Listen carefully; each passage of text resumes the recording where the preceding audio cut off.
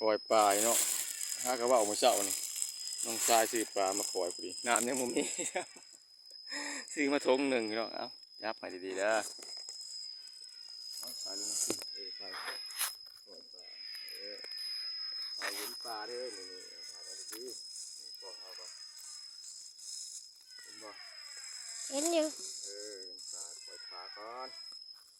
สักร้อยเบิ่งน้องชายซื้อปลามาปล่อย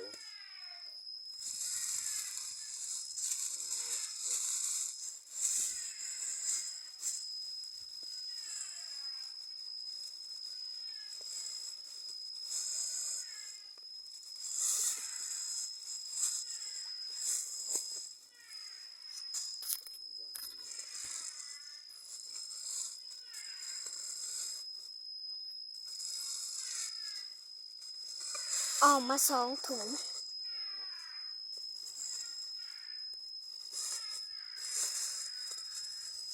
ใหญ่แต่ปลาโคตรปล่อยปลา เล ได้ ย เนาะ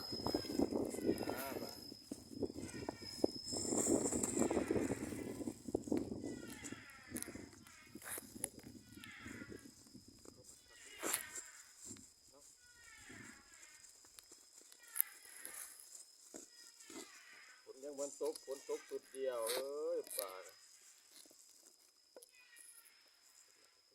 มีเนาะ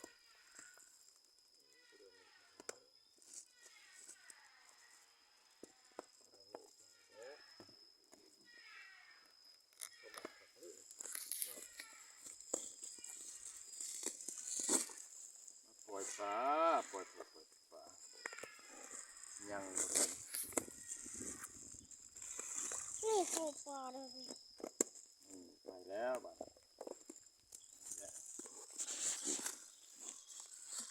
ขี่มาถุงเดียว ถุงละกี่บาทถุงละ10 บาทเทออกเลย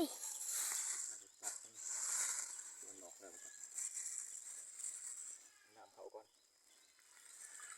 โอ้ยน้ำเลยเนาะ จะก็เอาออกที่ถุงหนึ่ง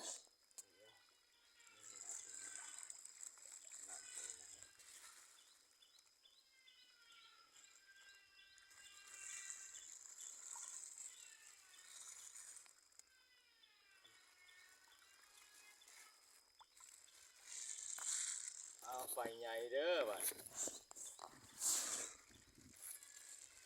ปล่อยปลาไปยังบ้าน ยัง เดี๋ยวว่าออกแล้วบ้านเ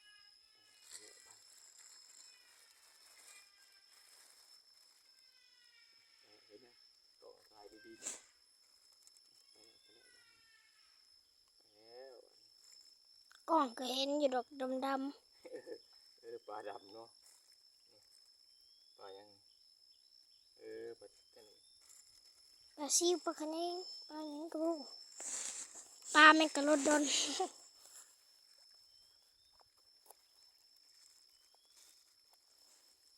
ปลาใหญ่เลยบ้าน เนี่ยแล้วจับมาต้มเดี๋ยวที่สองหมดเลย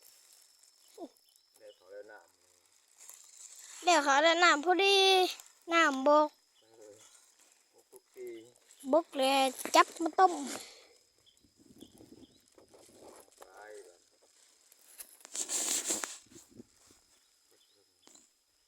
ตายเป็นหนึ่งเนาะ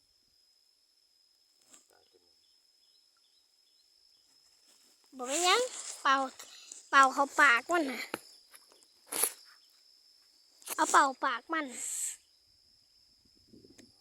ก็เอาลงน้ำบอกฟื้นกับเป่าปลาใหญ่เป่าได้เด้อ